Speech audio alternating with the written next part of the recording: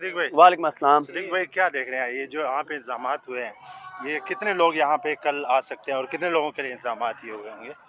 यार देखें, इंतज़ामात यहाँ खैमा बस्ती में तो आप देख ही रहे हैं कितनी खैमा बस्ती हैं, लेकिन कल ज़ाहिर है बहुत सारे इलाकों से तो लोग अभी रवाना हुए हैं, बहुत से इलाकों से सुबह रवाना होंगे कल सुबह। तो मेरा ख्याल है कल देखें खान साहब के जितने भी जलसे हुए हैं वो कामयाब हुए हैं। और ये तो तमाम जलसे जो थे ना, उन जलसों में जो एक ही पैगाम था वो यही था कि भाई आखिर में आपने, जब मैं इस्लामाबाद की कॉल दूंगा तो आपने आना है।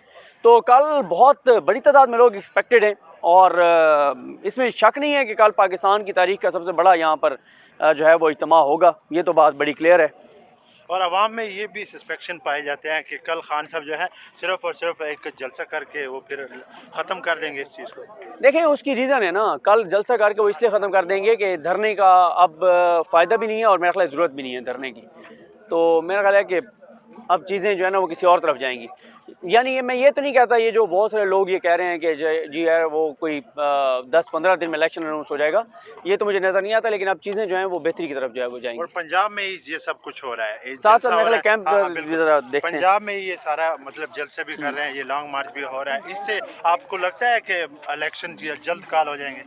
देखें बात ये है, इस वक्त ना एक तरफ तो है इमरान खान का प्रेशर कि सड़कों पर आना, उनका जलसे करना, उनका एहतजाज करना, क्या हाल है भाई। और वो जो है ना उस दबाव के साथ साथ जो दूसरा बड़ा दबाव है ना असल में वो है जो इस वक्त हुकूमत डिलीवर नहीं कर पा रही। जो मुआशी सूरत हाल है, जो मुआशी हालात हैं, ये ज़्यादा बड़ा चैलेंज है। और इन मुआशी जो सूरत हाल है इसका देखें, अब इस्टेब्लिशमेंट के ऊपर भी दबाव है ना। क्या इस्टेब्लिशमेंट को नज़र नहीं आ रहा कि यहाँ पर हालात क्या हैं, कि मुल्क चल नहीं रहा मुआशी तौर पर। आप देखें इस वक्त जो एनर्जी प्राइसेस हैं, ना कोई फैमिली अफोर्ड कर सकती है, ना जो है वो कोई इंडस्ट्री अफोर्ड कर सकती है, ना कोई सनतकार अफोर्ड कर सकता है, तो ना कोई ताजिर अफोर्ड कर सकता है, ना कोई दुकानदार अफोर्ड कर सकता है। तो चीज़ें जो हैं वो बहुत ही ज़्यादा ख़राबी की तरफ जा चुकी हैं, जा नहीं बल्कि जा चुकी हैं। तो इन हालात में ये बड़ा वाज़ेह है कि इलेक्शन के अलावा हाल कोई नहीं। और मैं आपको एक चीज़ बताऊँ, मैं आज मुसलसल ये बात 5वीं-6ठी बार कह रहा हूँ कि इमरान खान साहब को अब ये चाहिए कि इस हुकूमत को ना जून तक चलने दें। और खान साहब के अपने लोग भी कुछ खान साहब को ये बात कह रहे हैं कि इस हुकूमत को ना आप चलने दें, जून तक चलने दें, इनको ना अपने बोझ से गिरने दें। मैं आपको एक चीज़ बताऊं कि आज मैं चैनल्स के ऊपर देख रहा था और ये बड़ी हैरानगी की बात है कि वो राना सनौला जो बड़े धमकियां दे रहे थे, कह रहे थे कि इमरान खान तुम आओ, हम ये कर देंगे, हम वो कर देंगे, तुम्हारा हशर नशर कर देंगे, तबाह कर देंगे, बर्बाद कर देंगे। आपने ये नोट किया कि आज वही राना सनौला साहब जो है ना, वो राना सनौला, ख्वाजा आसिफ, ये सारे के सारे क्या बयान दे रहे हैं? ये सारे के सारे बयान ये दे रहे हैं कि जी मुज़ाकरात करने चाहिए, बात करनी चाहिए, खान साहब को असम्बली में आना चाहिए, वो जी खान साहब को जो है वो सियासतदानों से बात करनी चाहिए। भाई अगर इनकी कल फतह हुई है कि इनके मर्ज़ी के आर्मी चीफ लग गए हैं, फिर तो आज इनके मतलब ज़्यादा नज़र आना चाहिए ना, एग्रेशन नज़र आना चाहिए। लेकिन ये क्या है कि ये अब मुज़ाकरात की बात कर रहे हैं। तो इसकी जो वाज़ेह वजह है ना, जो मुझे नज़र आती है, वो यही है कि अब ये चाहते हैं कि खान साहब इनके साथ बैठें, मुज़ाकरात करें और ये कोई डेट तय कर लें आपस में, PTI और PMLN। लेकिन मेरा ख्याल है कि अब खान साहब का इनके साथ मुज़ाकरात करना ये तहरीक इंसाफ को बड़ा नुकसान देगा। मीर कह रहा है कि अगर इमरान खान 2 लाख बंदा ले आता है तो हुकूमत मजबूर हो जाएगी इलेक्शन डेट देने में। देखिए मैं आपको बताऊं, ना तो हुकूमत ने इलेक्शन की डेट देनी है, ना इस हुकूमत की औकात है। इलेक्शन की डेट देनी है इस्टेब्लिशमेंट ने, ठीक है। इस्टेब्लिशमेंट, वो फवाद चौधरी ने कल कहा है ना कि ये जो हुकूमत है ना, ये इस्टेब्लिशमेंट की सोटी के ऊपर खड़ी हुई है, इस्टेब्लिशमेंट के डंडे के ऊपर खड़ी हुई है। उन्होंने तारीख देनी है और इनको ये नज़र आ रहा है कि जो नए आर्मी चीफ आए हैं वो पॉलिसी नहीं जारी रखेंगे जो इस वक्त पॉलिसी पिछले 8 माह में चल रही थी, जुल्म जबर तशद्दुद की पॉलिसी। तो मैं ख्याल ये साथ साथ ये कैंप भी एक विज़िट कर लेते हैं। तो वो जो जुल्म तशद्दुद जबर था, तो वो बस आराम से। तो मेरे ख्याल है कि जुल्म जबर तशद्दुद की जो पॉलिसी थी ना, वो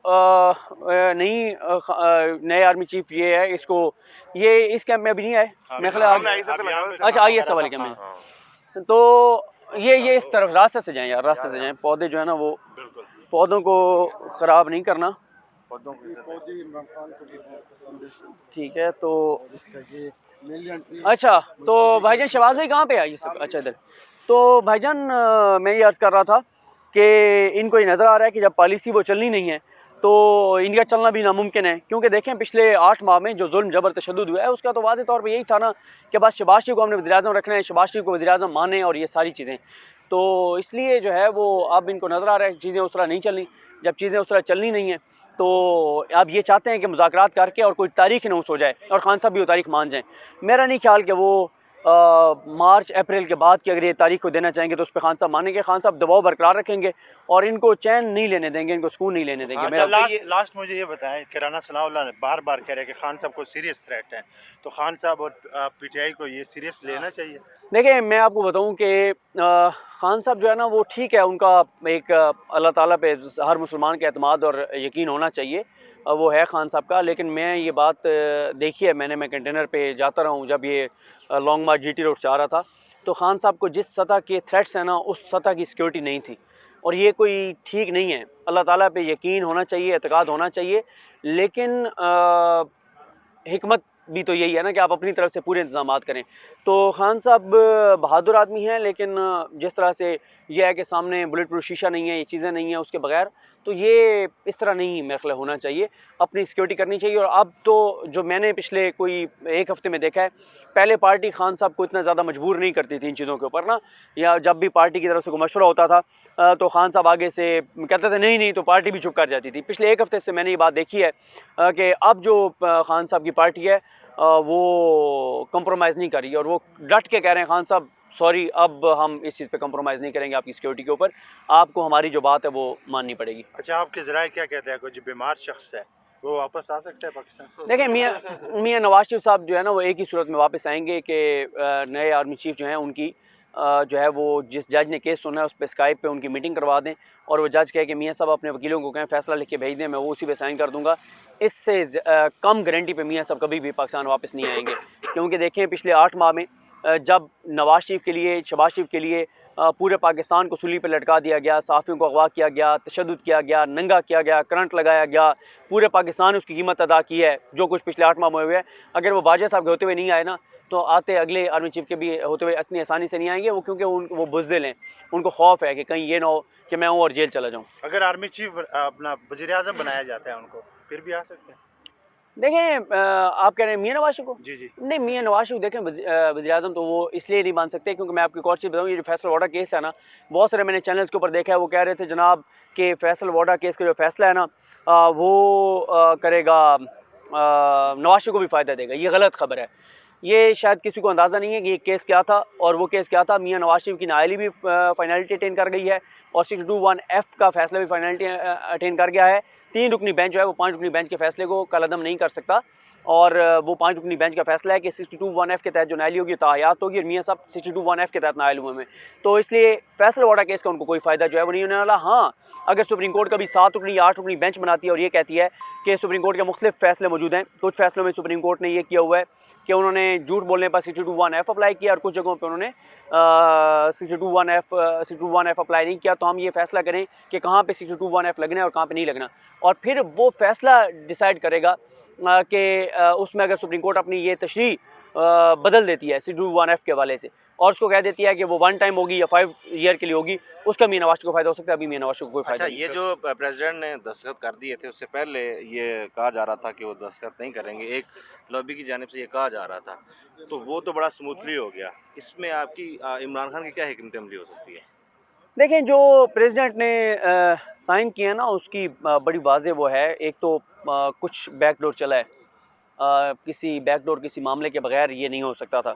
दूसरी बात यह है कि मेरा ख्याल खान साहब को ये बात भी समझ आ गई है कि देखें बाजवा साहब ने जो किया है ना उससे ज़्यादा कोई कर नहीं सकता, और ये बात अंडरस्टूड है कि बाजवा साहब की पॉलिसी और पाकिस्तान एक साथ नहीं चल सकते, तो नए आने वाले आर्मी चीफ कभी वो काम नहीं करेंगे। तो जब बाजवा साहब को उन्होंने भुगत लिया तो नया आने वाला अगर कम अज़ कम उतना भी अगर करे तो वो भी खान साहब उसके लिए तैयार हैं, लेकिन वो होगा नहीं, वो पॉलिसी कंटिन्यू नहीं होगी। तो सर आने वाले हैं और कुछ चले गए हैं, क्या समझते हैं चेहरे ही बदले हैं या वाकई निज़ाम भी बदलेगा? देखें, होता यह है, हमने माजी में ये देखा है कि जब भी नया आर्मी चीफ आता है ना तो पॉलिसी उसी की चलती है, नए की अपनी पॉलिसी होती है, वो पुरानी पॉलिसी को कंटिन्यू नहीं करता। आप देखें मुशर्रफ साहब की क्या पॉलिसी थी, आप देखें उनकी क्या पॉलिसी थी, उसके बाद क्यानी साहब की क्या पॉलिसी, रेल चीफ साहब की क्या पॉलिसी। हर आने वाला आर्मी चीफ अपनी पॉलिसी लेके आता है और वाज़ेह तौर पर ये लग रहा है कि नए आर्मी चीफ जो हैं वो अपनी पॉलिसी लेकर आएंगे और मुझे नहीं लगता कि वो उस पॉलिसी को कंटिन्यू सर जितने चीफ आए हैं क्या समझते हैं आप, कोई चेंज भी आया किसी के आने से या ऐसे निज़ाम चलते आ रहे हैं? देखें दो चीज़ें हैं ना, अब राहिल शरीफ साहब आए तो ज़ाहिर है वो सियासी तो नहीं, लेकिन उन्होंने देखें ऑपरेशन ज़र-ए-अज़ब और किस तरह बहुत से ऑपरेशन हुए और चीज़ें हुई। असल तो काम ज़ाहिर है हमारी फ़ौज का वो है और बाकी बदकिस्मती हमारी सियासी जमातें इतनी कमज़ोर हैं कि सारा कुछ इस्टेब्लिशमेंट से वो चाहती हैं और अभी भी सियासी जमातें इतनी कमज़ोर हो गई कि इस्टेब्लिशमेंट एक रियलिटी है। और फिर दूसरा एक और भी है, देखें अवाम देख लें आप इमरान खान के साथ है, लेकिन अदालतें किसके साथ हैं, इलेक्शन कमीशन किसके साथ है, ब्यूरोक्रेसी किसके साथ है, सिस्टम के ऊपर कौन कंट्रोल कर रहा है। तो इसलिए जब तक सियासतदान इतने मजबूत नहीं होंगे और ब्यूरोक्रेसी इतनी तगड़ी नहीं होगी तब तक इस्टेब्लिशमेंट का किरदार जो है सर ये एक सेनेटर है और एक एक्स प्राइम मिनिस्टर है, उनको इंसाफ नहीं मिल पाया, तो आम आदमी की क्या सूरत हाल है यहाँ पे? देखिए ये बात तो ये दोनों जो हैं ठीक है, उनका साबिक प्राइम मिनिस्टर इमरान खान सबसे पॉपुलर हैं, लेकिन आप बताएं मुझे मॉडल टाउन में 14 लोगों को शहीद किया गया था, क्या उनको इंसाफ मिल गया? सानिया बल्दी वालों को इंसाफ मिल गया? ये बदकिस्मती हमारा निज़ाम इस तरह का है, हमारा अदालती निज़ाम इस तरह का है। अब मॉडल टाउन में वीडियोज़ मौजूद हैं, 14 लोगों को शहीद किया गया, एक हमला खातून के जबड़ों में गोलियाँ मारी गई, क्या हुआ? आज तक वो केस चला है? नहीं चला ना, नहीं चलने नहीं दिया गया, असल में चलने नहीं दिया जाता। और अब तो आपको पता चल गया है कि ये बात ठीक है, जो एक गलत फहमियाँ थी लोगों की दूर हो गई हैं। जो ये समझा जाता था कि कुछ ऐसे लोग हैं जो कभी भी जो है वो पाकिस्तान को कमज़ोर करने वाले फ़ैसले नहीं कर सकते, पाकिस्तान के ख़िलाफ़ फ़ैसले नहीं कर सकते, आवाम के ख़िलाफ़ फ़ैसले नहीं कर सकते। सर मैंने काफ़ी क़यादत से भी बातें की, इंटरव्यूज़ किए हैं, मुझे जो कल की स्ट्रेटजी नज़र आ रही है वो यही है कि कल सिर्फ एक जलसा है, कोई लॉन्ग मार्च की कॉल नज़र नहीं आ रही। तो लोग तो सर काफ़ी सामान लेकर आए हुए हैं, बोरिए बिस्तर और अपने कपड़े शपड़े, तो ये क्या अजीब सा सिस्टम नहीं हो जाएगा? नहीं अजीब सा नहीं होगा। देखें जो भी खान साहब ज़ाहिर है वो काम नहीं करेंगे जिससे लोग एग्जॉस्ट हो जाएं। अब वो देखें ना, अगर वो कहते हैं कि हमने धरना देकर बैठना है, क्यों बैठना है धरना देकर, जब वाज़े तौर पर नज़र आ रहा है कि अब नए आर्मी चीफ को कम से कम 1 महीना देना है, 1-1.5 महीना देना है। मेरा ये ख्याल है कल खान साहब जब ये करेंगे, और वो मैं तो पिछले 5 दिन से ये बता रहा हूँ अपने प्रोग्राम्स में भी कि वो 1 दिन का है, और वो धरना इसलिए नहीं देंगे, नए आर्मी चीफ को वो दिखाना चाहते हैं कि ये मेरी पॉपुलैरिटी है, ये मेरे साथ अवाम है।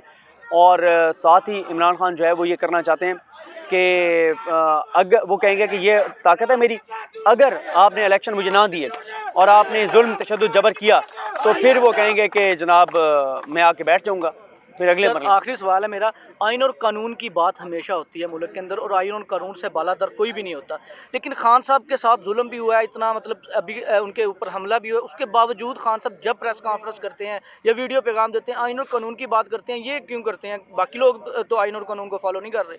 देखें मसला ये है कि अगर इमरान खान ये कहें कि कानून हमने हाथ में लेना है, ख़ुद अपना बदला लेना है, तो ये तो गलत हो जाएगा ना, तसादुम हो जाएगा, इंतशार हो जाएगा, खाना जंगी हो जाएगी। बात तो यही करनी है, कानून की हुक्मरानी होनी चाहिए, कभी ना कभी किसी न किसी वक्त तो इंशाल्लाह आ जाएगी। सर आखिरी है कि कल की क्या स्ट्रेटजी आपको क्या नज़र आ रही है, आपका लाहेमल क्या है? देखिए मेरा तो ख्याल ये है कि इनका लाहेमल यही होगा कि जैसे मैंने आपको पहले बताया कि जलसा करेंगे, अपनी पावर शो करेंगे और नए आर्मी चीफ को कहेंगे ये मेरी ताकत है, ये मेरी कुव्वत है, ये अवाम है, फैसला कर लें, आपने पुराने वाले की रविश पे चलना है या आपने मुल्क और अवाम के लिए फैसले करने।